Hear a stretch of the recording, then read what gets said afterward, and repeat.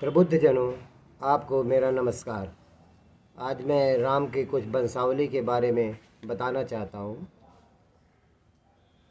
वैसे तो अयोध्या के प्रथम राजा महाराज इक्ष्वाकु को माना जाता है, क्योंकि राम को कहा जाता है कि इक्ष्वाकु वंश प्रभो नामो रामो नाम जने सुरतः। तो इक्ष्वाकु के पुत्र थे महाराजा कुक्ष, और कुक्ष के थे महाराजा विकुक्ष। विकुक्ष के महाराजा बाण, और बाण के अनरण्य, और अनरण्य के पुत्र महाराजा पृथु थे। पृथु के महाराजा त्रिशंकु थे, जो सहसा स्वर्ग जाने के लिए महर्षि वशिष्ठ से कह रहे थे। अंत में वो स्वर्ग भेजे गए, और न स्वर्ग के हुए न जमीन के हुए, अधर में ही रह गए थे। त्रिशंकु के पुत्र थे महाराजा धुंधुमार। धुंधुमार के पुत्र थे यूनाश्व, और यूनाश्व के पुत्र थे मानधाता। मानधाता जिनको मधुरा राक्षस, जो मथुरा का नरेश था, उसके पुत्र लवणासुर ने एक युद्ध में मार दिया था। मानधाता के पुत्र थे सुसंधि, और सुसंधि के पुत्र थे, दो पुत्र थे, ध्रुव संधि और प्रसेनजित। ध्रुव संधि के महाराजा भरत थे। भरत नाम से कई राजा हुए हैं। एक तो ये महाराजा भरत,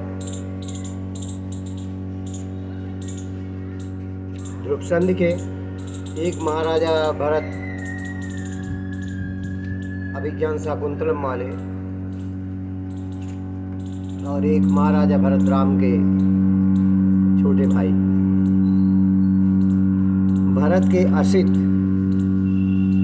असित जो थे, उनसे कुछ राजाओं से दुश्मनी हो गई थी, और उस लड़ाई में वे हिमालय पर चले गए थे, और उनके दो रानियां थीं, जिनमें एक रानी, दो रानियां थी, और दोनों रानियों के पेट में बच्चा था, जिसमें एक रानी कालिंदी को दूसरी उनकी रानी ने जहर दे करके उनके पेट के बच्चे को मारना चाहा था। लेकिन वो रानी उसके बाद आशीर्वाद लेने भृगुनंदन च्यवन के पास गई। महर्षि भृगु के पुत्र च्यवन ऋषि के पास गई। उन्होंने कहा कि आपके एक प्रतापी पुत्र का जन्म होगा, जो जहर के साथ पैदा होगा, यानी गर के साथ पैदा होता है। गर जहर का ही पर्यायवाची है। तो जहर के साथ, गर के साथ पैदा होने के नाते उनके पुत्र का नाम महाराजा सगर पड़ा, जिनके 60,000 पुत्र थे, जो आप लोग जानते हैं। महाराजा सगर के असमंज थे।